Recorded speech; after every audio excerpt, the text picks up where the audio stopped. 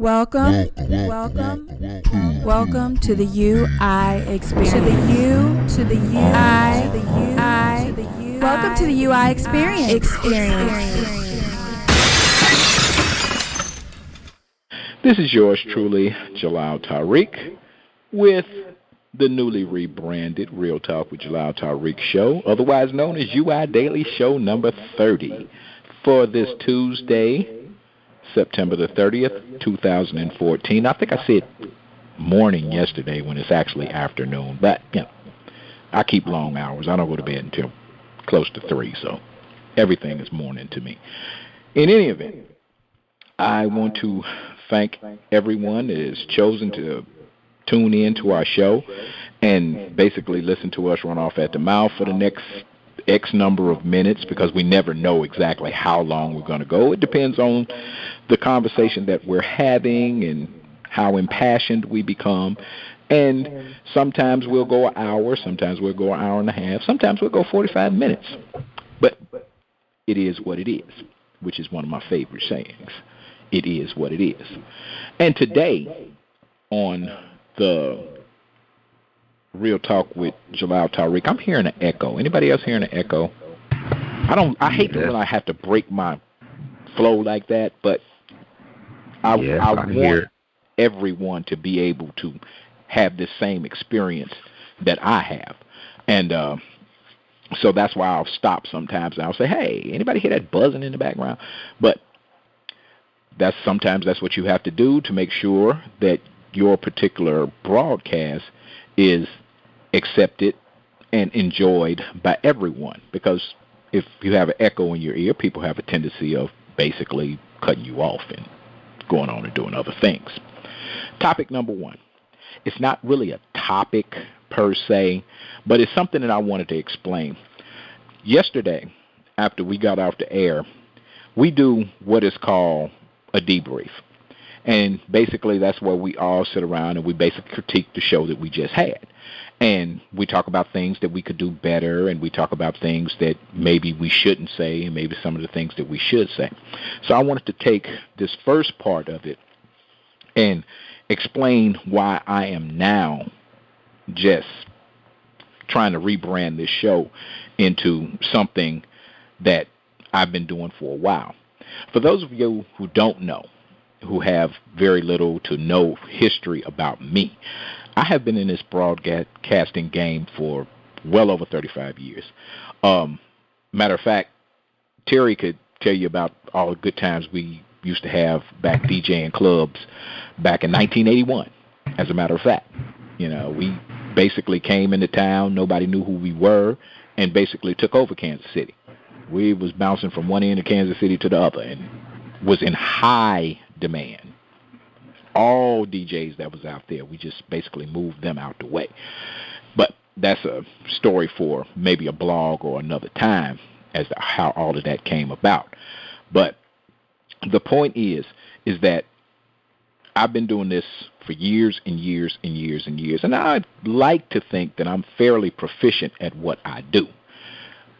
I'm not your traditional radio personality. I'm not your traditional host. I am not Tom Joyner. I'm not Tavis Smiley. I'm not even Ricky Smiley. You're going to come in, you're going to listen. Some things you're going to laugh at. Some things you're going to cuss me out through your screen or through your telephone because you're not going to agree with what I say. And there are going to be those of you who, because of my lyrical style, are going to decide not to listen to the show because maybe I might be profane from time to time, because I can go in and out of that.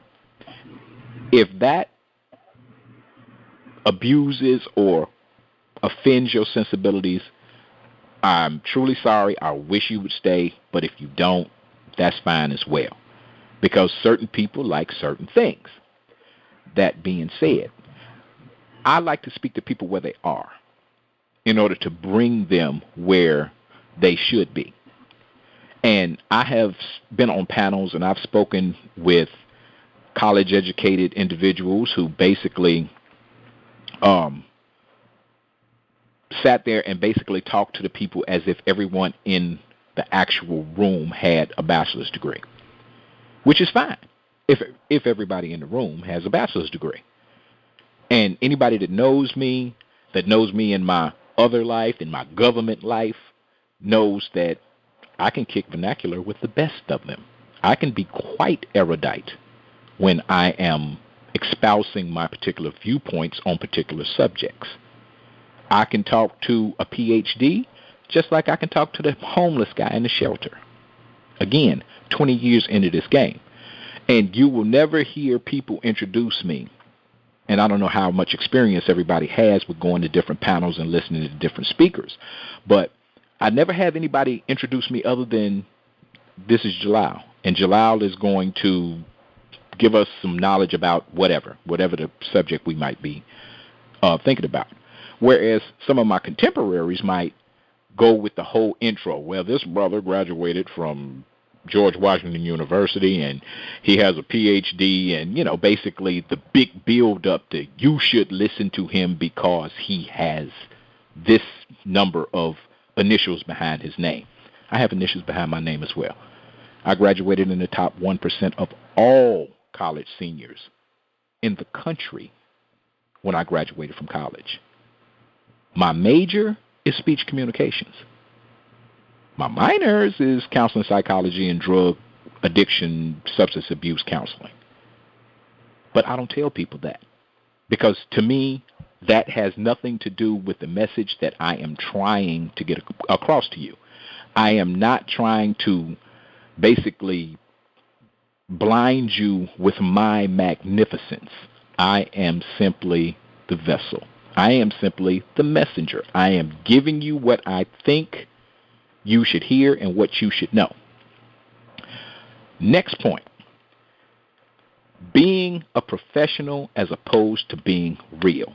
Again, like I said, I'm not Tom Joyner, I'm not Tavis Smiley. If that's what you are used to, then those are the venues that maybe you should actually listen to. Because being a professional does not necessarily mean that you have to be in a cookie cutter type show. I don't have the type of show where I'm going to come on, I'm going to talk about a few things, my guests are going to talk about a few things, we're going to throw the floor open to questions and answers, and everybody's going to talk, and that's the same as 1,000 other shows like ours. Ours is not going to start every day on 1 o'clock. Some days it's going to start at 1:02. Some days it's going to start at 1:19 because we real people who live in the real world with real schedules. Sometimes it's just not going to be convenient to start at 1 o'clock. Because in the background, a lot of people don't know that in the background there are other things that go on outside of what we're talking about on the show that you guys would never know about. So those things have to be taken care of right then. So sometimes we're going to be a little late. Sometimes we're going to run over a little bit because the topics that we're talking about are relevant and everybody has something to say about it, which is fine because we can talk about this. We can talk on this show from now until midnight. We have no limit on how long we can be. And the point I'm trying to get across is that just because we're not like every other show that's on the radio does not mean that they are any more professional than we are. Anybody that knows me also knows that I'm counterculture. If you going right, I'm going to try and make it in my best interest to go left to a certain extent. Nothing negative or anything like that or self-destructive or anything like that. But if your view, for example, if your view of the classic talk show is Johnny Carson, sit behind a desk, put a person on the couch, ask them a bunch of dumbass questions, band play a little bit of music, get up, clap, shake hands, send him on his way. Every show is like that. Arsenio was the closest thing that came out that actually kind of halfway broke that mold with some of the counterculture acts that he put on his show and some of the jokes and some of the skits and some of the things that he did. But if you really look at the basic format of his show, he was just like Johnny Carson. He was just like Joan Rivers. He was just like Jack Parr. I'm here to break that mold. I'm here to say that I'm a real person who lives in the real world, who has real problems. And I like to think that I have real solutions to those real problems. So, again, if what you want to do is listen to the thousands of other shows that's out there, I suggest you go to Blog Talk. Because you got everybody from one end of the spectrum to the other. You got the college-educated brothers. You got the bow-tie-wearing brothers. You got the dashiki-wearing brothers. You got white people. You got Hispanic people. And all of them are doing the same damn show. That's not what Real Talk is about. I've never been about that. My show is never going to be about that. So, that was my spiel. And I'm quite sure that my co-hosts, because I don't call them panelists, we co-hosts. Because some days I'm not going to be here and Terry's going to be sitting in the big seat. Some days Terry's not going to be here and Patrick is going to be running the show. Patrick has done shows by himself when didn't nobody else show up. And he handled it. That's what makes us unique. That's what makes us stand out in the crowd from everybody else. Okay? Now, I seem to have lost my partner in crime. Damn Sprint. In any event, topic number 2. There was an article that came out today about a recent judge or a recent court case where poor individuals in Detroit decided that what they were going to do was they were going to file suit in federal court to try and stop the utility companies from being able to shut off their water for unpaid bills. And the judge then ruled on the case and basically said that poor people basically have no right to clean water. And they allowed the Detroit shutoffs to continue. Now, my question is, what do we do in response to a situation like that? Is that an issue that may even be, if not larger, but along the same lines and on the same level as the events that happened in Ferguson? Police brutality, domestic violence. Is this not something that we need to talk about? Because my take on it is that even though it's limited at this present time to Detroit, that can happen anywhere. And for those of us who have ever, lived in the hood or grew up in the hood, we've been in that situation a lot of times. In some cases, let's put it like that. I won't say everybody, but a good percentage of us have been in that particular position at one time or another, where basically your utilities was cut off, regardless of whether or not you had the ability to pay the bill or not. Second question is, again, you know me, I'm big on fundamental fairness. Fundamental fairness says that if a golf course owes you $100,000 and I owe you $100, which one should you cut off?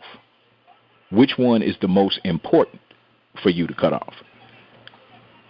Opinions. Oh, well, I guess we gonna ride back and forth with it.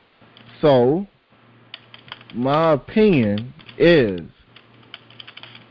that this is foolishness of the utmost and highest quality of foolery. Foolishness,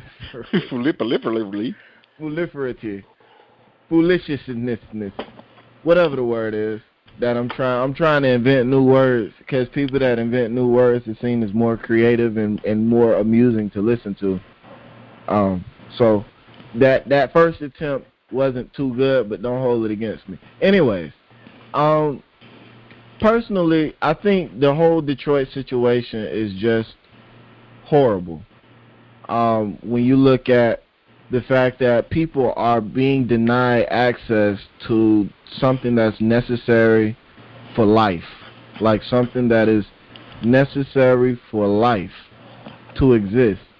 That's like saying, you're not allowed to breathe because you didn't pay your carbon tax. It's this whole situation with what's going on out in Detroit is just pure foolishness. And the way they're branding it, all they're doing is talking about the people and the bills. They're not talking about how the bills got that way. They're not talking about all the questionable tactics and methods that went into getting these escalated and outrageous bills onto the people. They're not talking about those things. They're also not talking about the fact that the average person is only behind on their bill like $150, whereas you have customers and corporations and other organizations and things like that that are, as you said, hundreds of thousands of dollars behind on their bills.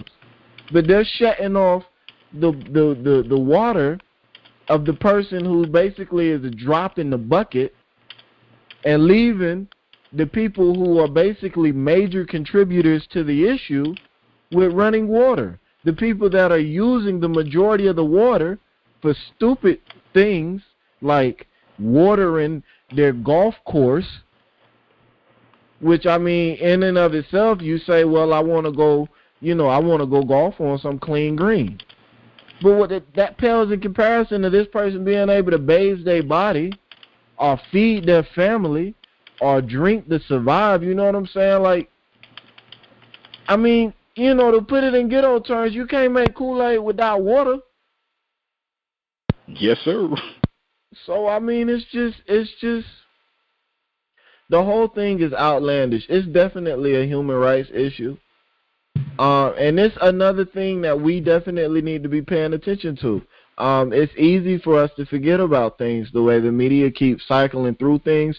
But the fact that these people have a judge that is basically refusing to stop the city for shutting off water for people that can't pay their bills without addressing how the bills got that way or without addressing the corporations who are being allowed to continue to have these outlandish bills is, to me, in the same vein as the courts refusing to, or the grand jury refusing to indict the police officers in the murder of John Crawford. To me, it seems to be in the same vein as the extensions given to the officers in Ferguson on the Darren Wilson indictment. And I know people are going to say you might be connecting dots that don't need to be connected, but there's a common denominator in all of them. And in my mind, the common denominator is the continued subjugation and the continued depreciation in the value of black life and black quality. So, that's how I feel about it. What was the other question? That was the question. And I'm back in if you guys to hear what I missed. Man, you need to get rid of that Sprint phone, bro. I swear. No, it wasn't the Sprint phone. That's why it was Google. Oh, well, it is what it is. But that's a good point, though. And just to jump in right quick, connecting the dots. What people don't really realize is that is probably more insidious. A situation like this is probably more insidious than police brutality. Because police brutality affects, what, a couple of hundred people a year? A couple of thousand people a year? A couple of hundred people dead, a couple of thousand people actually injured or beat up or whatever. If they cut off the water because you behind on your bills, if they cut off your lights because you behind on your bills, then that has the ability to affect tens of thousands of people. Because, keep it real, how many of us have a past due balance on our bills? And if they decide that they just not going to work with you no more, regardless of how many times they didn't work with you in the past to say, hey, man, can I get a little extra time until my payday comes? No, we're cutting you off right now. What is your recourse? You have no recourse. Your child could be ill and need a QPAP machine or, need a nebulizer every day. You might need to refrigerate his insulin supply because he has diabetes. Or it could be a parent. It could be you. They don't care. They'll cut your stuff off. You see what I'm saying? So, to me, that's not connecting the dots because that's just part of this whole blanket of misery that poor people in this country face. Not necessarily just us. It affects us probably the worst because we have less to actually fall back on. But that affects poor people all over this country. Anybody else want to jump in? Hello? I'm Is this thing on? I'm just listening. I don't want to repeat what you guys have already said. But just from what you talked about in the water situation, I just found it interesting that the bankruptcy judge is saying that, the poor don't have a right to clean water. Did you guys talk about that already? Yeah, that's what we were discussing. Yeah, that part I know, but I mean, did you all talk about the judge himself said that the poor have no right to clean running water? Right. Okay. And not necessarily, I see what the point is you're trying to make, the distinction you're trying to make. It's not that he's saying that you have the right to be free from disconnection because of unpaid bills. What he actually says, you don't have a right to clean water, which means that if you get the water out the river, that's Detroit. The Detroit River's right there. You know what I mean? You go get water out the river. But you don't have a right to clean water.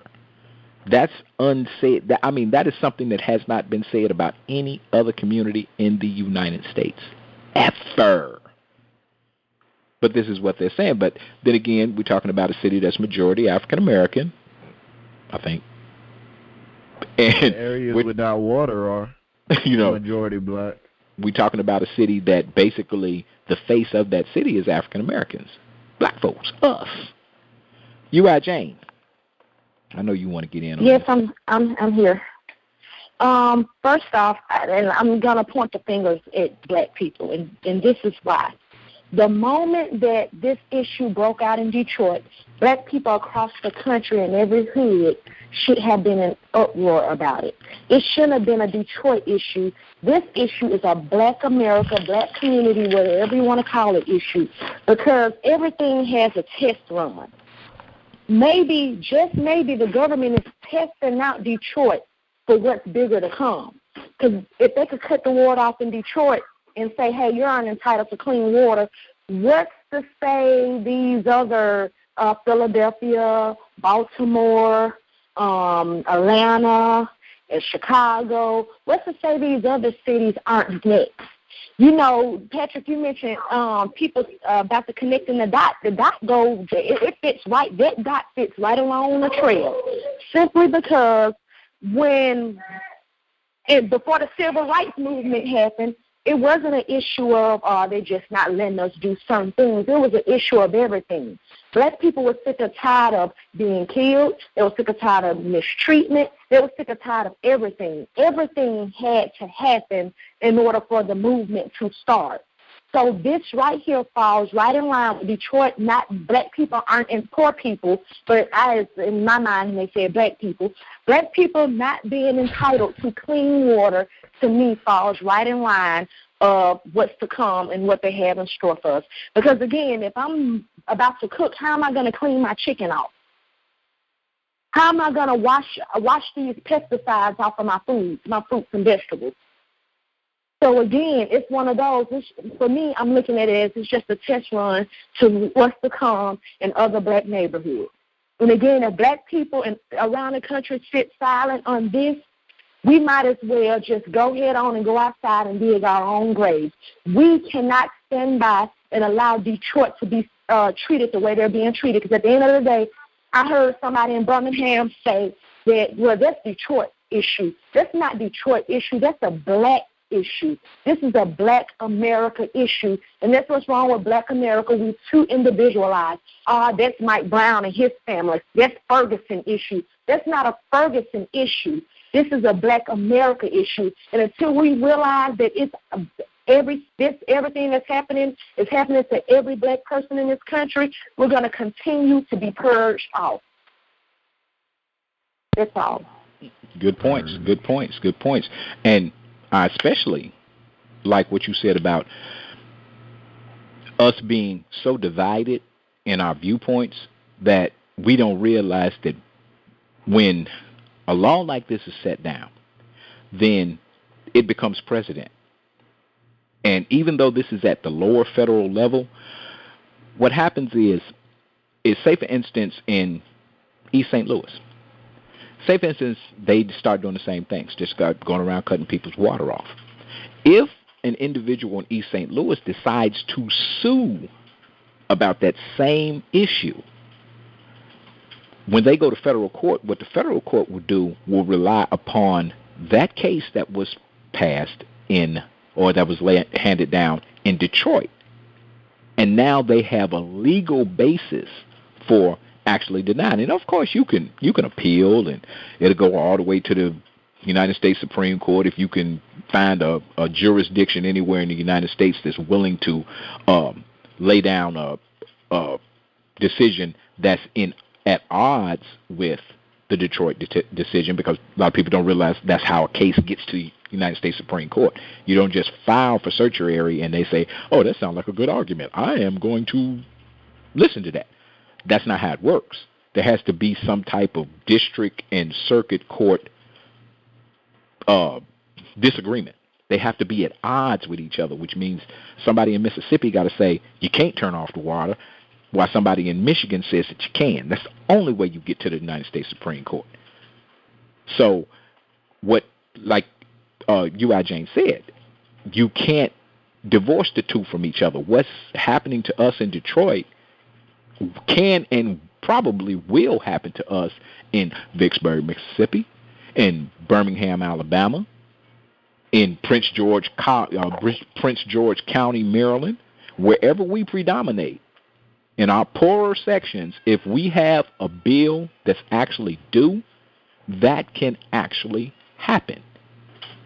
And we did talk about this when this thing first broke, because remember, it's been about, 8-9 months ago that this happened, and everybody was up in arms about it, and people talked about it on CNN, and they talked about it at the United Nations, and everybody. And then as time went on, one thing came to the public fore, next thing came to the public fore, and we eventually stopped listening. We stopped talking about Detroit. And it's just, I found this story actually just flipping through some pages and looking at some other news articles, and I was like, I hadn't even really thought about Detroit over the last, I don't know how many months. And that's how easily our particular aims and our particular goals can be basically brushed to the side, swept up under the rug. Because, like U.I. James said, we have a tendency of being this is all about me. This is all about my community. There is no one black community in America. There is not a community in Chicago that's not inherently connected to the community in L.A., or the community in Phoenix, or the community in Seattle. Wherever we are, we all one community. And that's what we have to get back to as far as our way of thinking. Anybody else want to weigh in on that?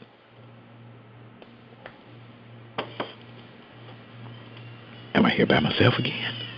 No, I mean, Hello? Between you and Erica and the question that Terry brought up, I think, it's been covered. I mean, this is a civil rights issue, a black rights issue, a human rights issue. This is every issue involved. And I think we have to, again, look at how they got in this situation. I think a lot of people haven't done the research or the due diligence, and they're listening to the people on TV, and they're asking themselves, well, how the hell did they get this far behind on their bills, without understanding that a lot of them got hit with some outrageous bills out of the blue, and they weren't able to pay those bills because they're operating on fixed low incomes. So, and even in that, we have to begin to really ask ourselves, should the necessities of life be owned by private for-profit corporations? We're not saying people shouldn't pay for these things, but we are saying that maybe the institutions that they're paying shouldn't be for-profit institutions, which is another angle that we have to consider when we're talking about this whole water thing in Detroit.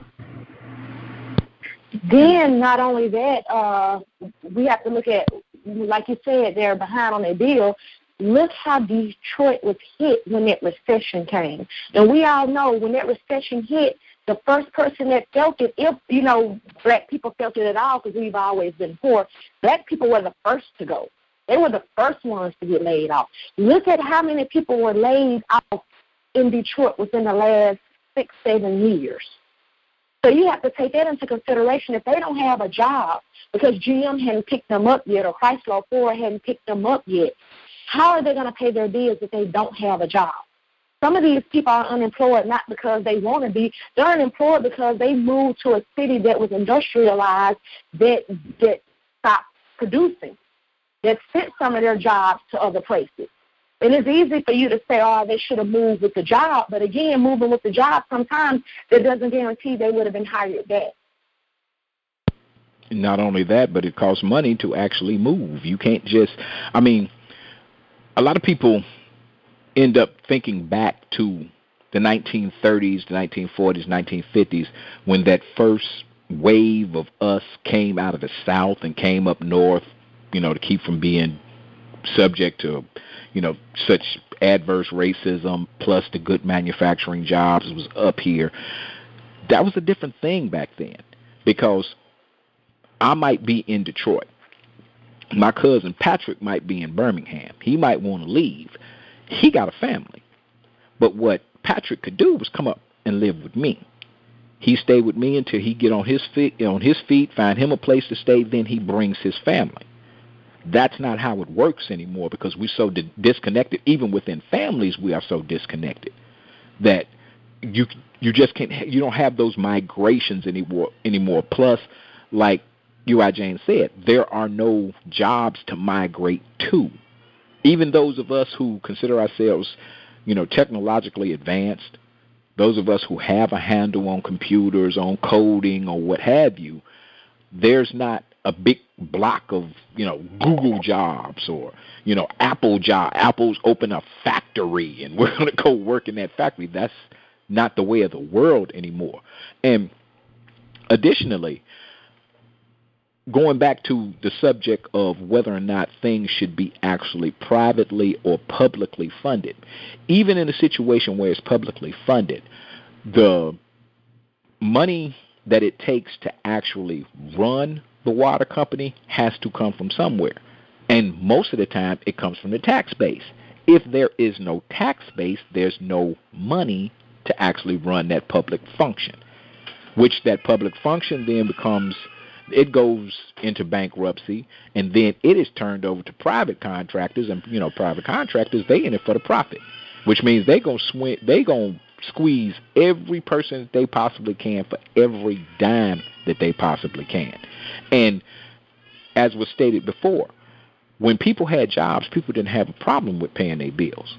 But you got to think of it like this: when was the last time you actually read your water meter? So basically, you going on faith that you owe $100 on your water bill, $50 on your water bill, whatever your water bill might be. You going on faith because you don't know. So if they pull up at your door and they start cutting off your water and you run outside and you say, hey, what are you doing? They say, you owe $800 in water bill. I've been paying my water bill. Well, we just went up. Now it's 10 cents a drop. And you've used X, you owe us $800, and unless you pay us, we're going to cut your water off. And for those of us who sitting back, or those that sit back and look at that situation and say, I'm going to pay their bills. It ain't that hard. I pay my bills. Why should they get special treatment? Why should they get their water free? I pay my bills. Yeah, that's all fine and good to say until it happens to you, as it's probably happened before. It's easy to say that. It's easy for anybody just to say, well, you should just pay your bill. But I think in their case, what needs to be looked at is the fact that before the bankruptcy occurred in Detroit, the city had been raising the water rates by triple-digit percentages leading up to the bankruptcy. So their bills have been increasing while the city's revenue was decreasing all along. So by the time that it got to the point where it is now, their bills were at a point where they couldn't pay them. So if they look at that in and of itself, human rights should simply forbid you disconnecting people. So, said the consensus across the board is that it should be looked at as a human rights issue in terms of what's happening in Detroit and the water, especially when you look at the corruption that took place in Detroit. You look at the city officials who were corrupt. You look at the businesses that were in cahoots with the officials of Detroit, all to take money out of Detroit. And now you're making the poorest of the poor pay the price to put money back into Detroit, using their water as the excuse and as the scapegoat. So, I just think we just need to continue to be aware of how these things occur in black communities. And I'm going to tell you something else, too. You heard it here first. The next big battleground about water rights is going to be right outside of Chicago, Illinois, in Harvey and Dalton. They're going through that same thing right now where basically Chicago, all their water, they get through Chicago. And Chicago is basically told them, we're going to cut you off because you owe us X amount of dollars. And basically Harvey and Dalton is looking at their taxpayers, and they're looking at their paying customers for that water and saying, okay, well, we're going to have to go up on your bills because we owe them millions. So, hey, you know what? Go ahead. Sorry. You know what, though, Kenneth? And I want to make this one last point for people to think about before we switch topics. I know we got to move on.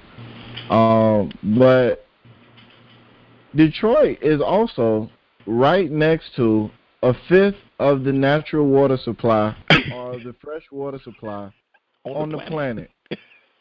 So it's not even like we're talking about transporting fresh water halfway across the world to get these people water. Like, they are right next to the Great Lakes.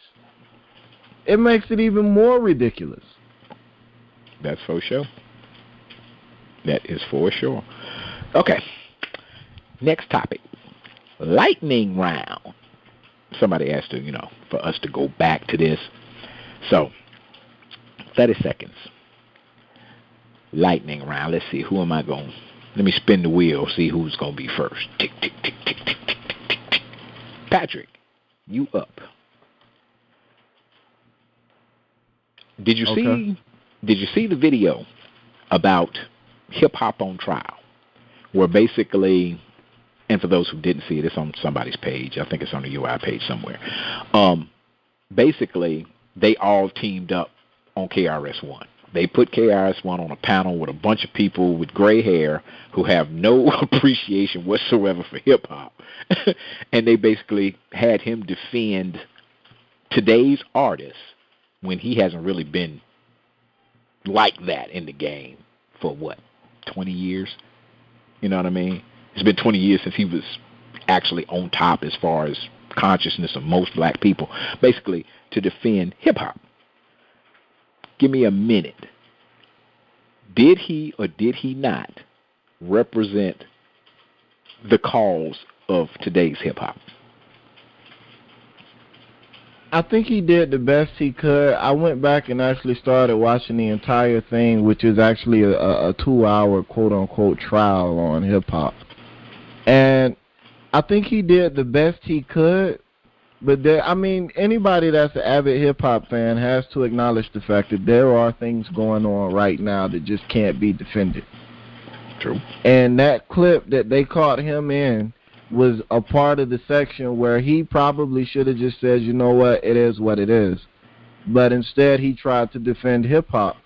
Now, I don't think that he was given a fair shot. If you listen at the whole clip, they had Q-Tip on there, they had a bunch of different other artists on there, and all of them were basically being attacked and debased. And they didn't have any modern or relevant artists on there at all. They were all old school pioneers or legends.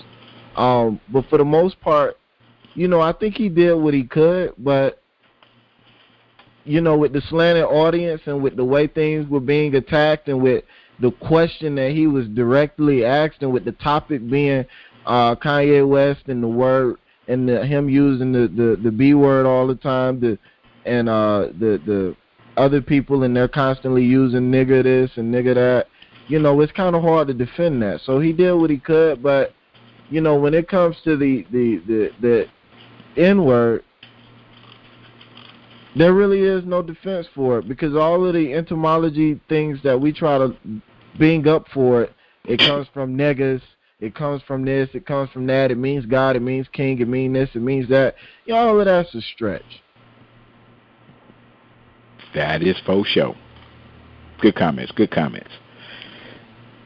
TB. Yes. Have you heard about Michael Phelps? No, what about Michael Phelps? What? You have not heard about Michael Phelps being arrested for DUI in Maryland yesterday? Oh, again? Okay, I thought, yeah, well, I know he had the previous charge, but okay, so no, I didn't hear about yesterday's arrest. Okay. Why isn't he getting the Ray Rice, you name the black professional athlete that's getting drugged through the mud about something that they've done? Why isn't Michael Phelps being drugged through the mud?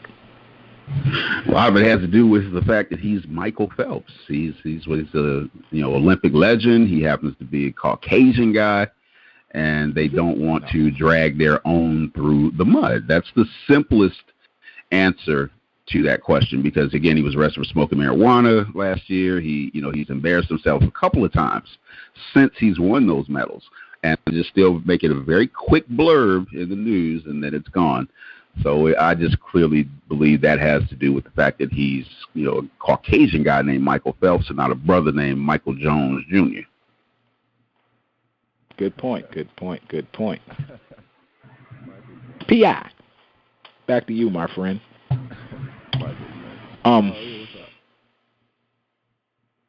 You with me?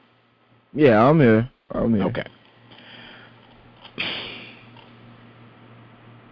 There's a meme on the page, and basically I'll break it down like this. There are people out there who they are basically internet activists. They are Facebook militants.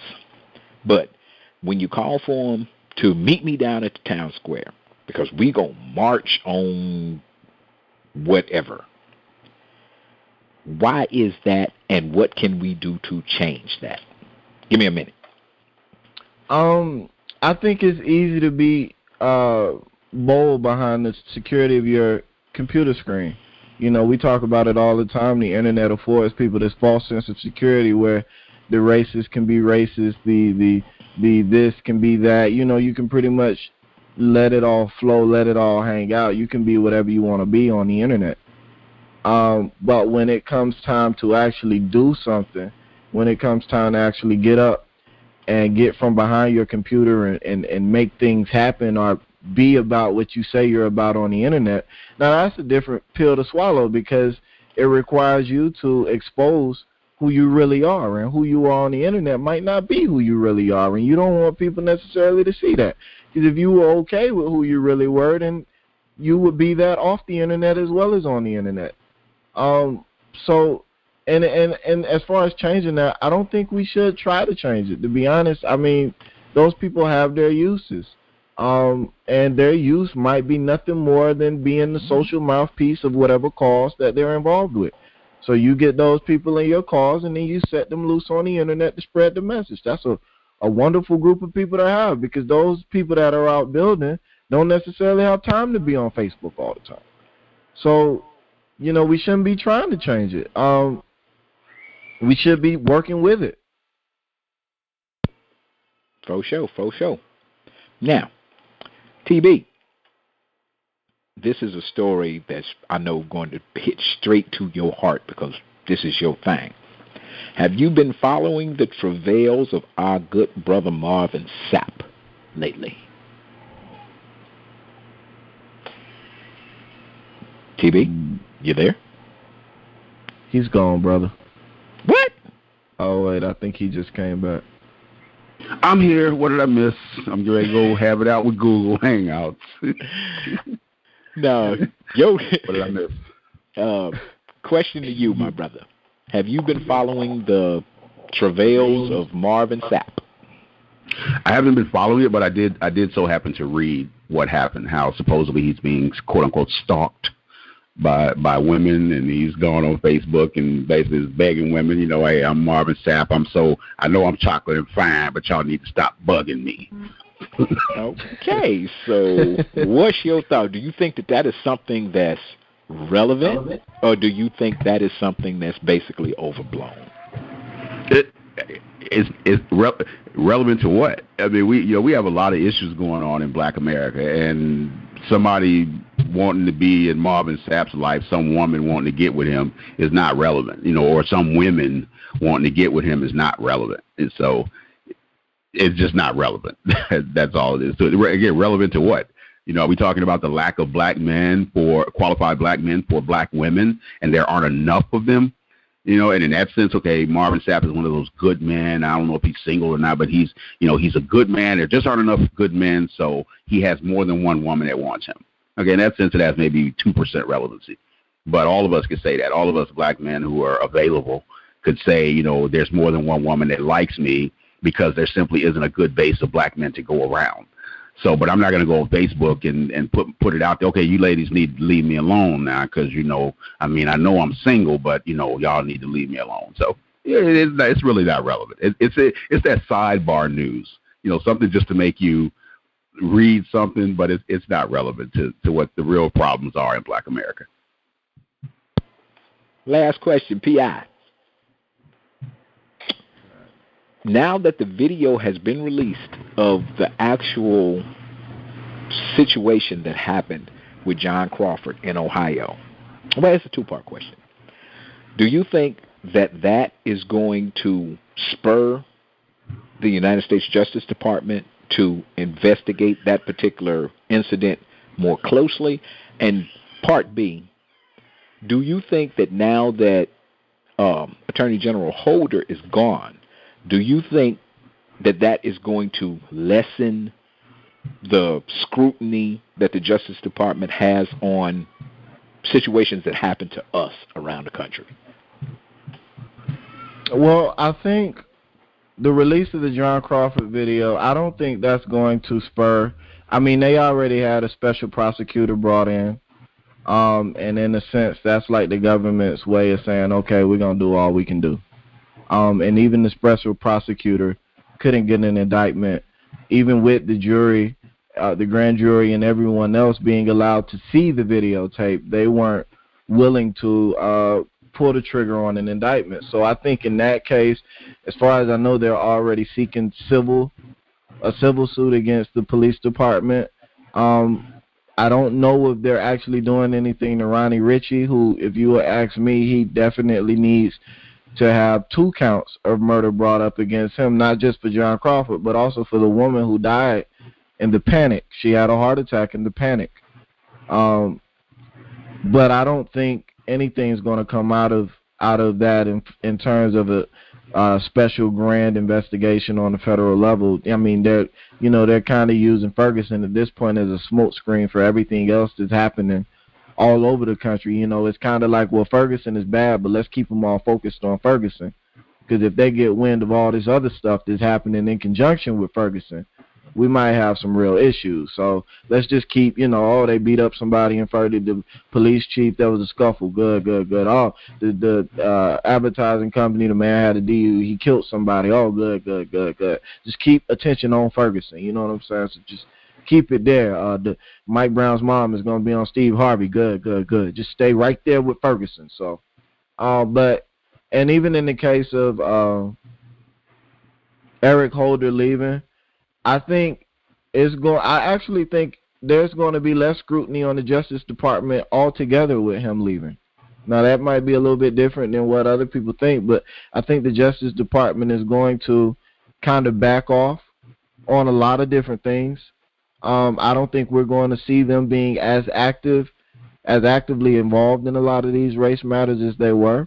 And I think you're going to start seeing largely America as a whole, which has been very, very, very critical, especially politically, of the Justice Department. I think all of that is about to just go away. I think so too, because my whole thought about Attorney General Holder leaving is that, for one, I always saw him in a lot of ways the same way I see President Obama, a figurehead.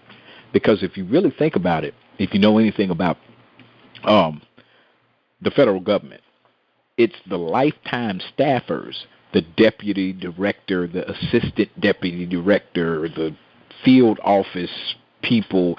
Those are the people who actually run those federal agencies.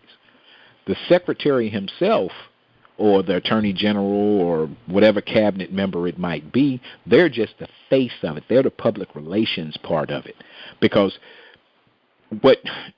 of the thousands and thousands and thousands of cases that come across the FBI's desk, or the DEA's desk, or the CIA's desk, attorney generals don't have that type of time to actually sit there and read through each one of them and say, okay, well, this one needs to be taken care of, or this one needs to be investigated, or this one or that one. They don't do that. They leave that to their underlings.